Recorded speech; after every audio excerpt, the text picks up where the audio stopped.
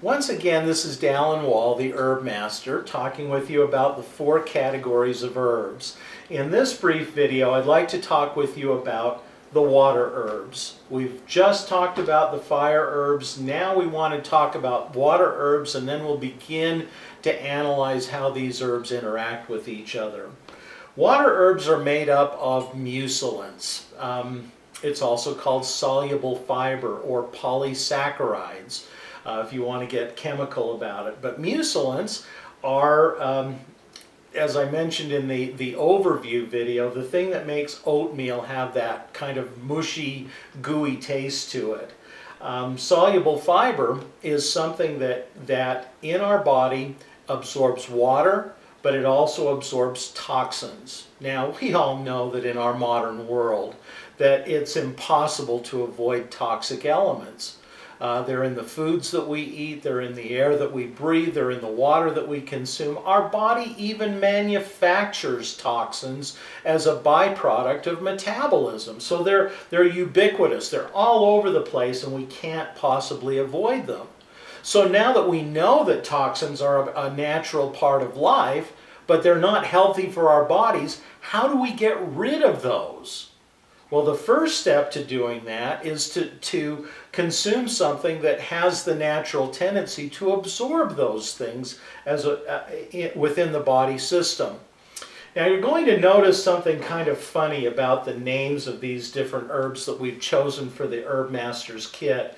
We have psyllium, and we have marshmallow, and we have slippery elm. Do you notice the kind of S-y sibilance that's included there that tends to go along with that slippery, slidey kind of thing that you would expect from a water herb that's made up of mucillants? Well, their personality is even included in the names. People name these things because of the characteristics that they have. Psyllium is almost 70% mucillants or polysaccharides, which means that it's incredible at absorbing things. Now, what that's going to do, once you get it into your digestive tract, is that it's going to tend to absorb things before they can even get into our circulatory system. When food goes down into our stomach and then through our intestinal tract, it begins to be absorbed through the intestinal walls and become a part of our circulatory system, where it's carried to the different organs and systems of our body. If we have this fibrous, soluble fiber product inside of our intestinal tract, absorbing these toxins, they will literally pull out the bad stuff and allow the good things to pass on through so that our bodies can absorb and utilize those different components. Now, here's where it gets kind of interesting, all right? There are a lot of conditions in our body that are called inflammations. They all end with the name itis at the end of them. So if you have sinusitis, that's an inflammation in your sinuses. If you have colitis, it's an inflammation there. If you have arthritis, it's an inflammation in the joints. How do you put out a flame? You pour water on it, right?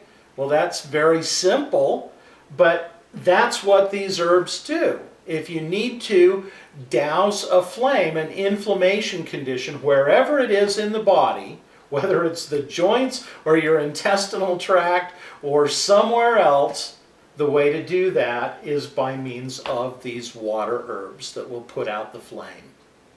Now, on the other hand, if you need to heat things up, if you need to stimulate body activities and get things moving, in other words, if your digestive system is sluggish, I dare you to pop down a couple of capsules of cayenne pepper. I promise you, not only will it move things through quickly, but you're going to feel the burn not only in your mouth, but on the other end when it comes out as well. So anyway, again, my objective is to just introduce you a little bit to not only the personality, but how the herbs will react with certain conditions in our body.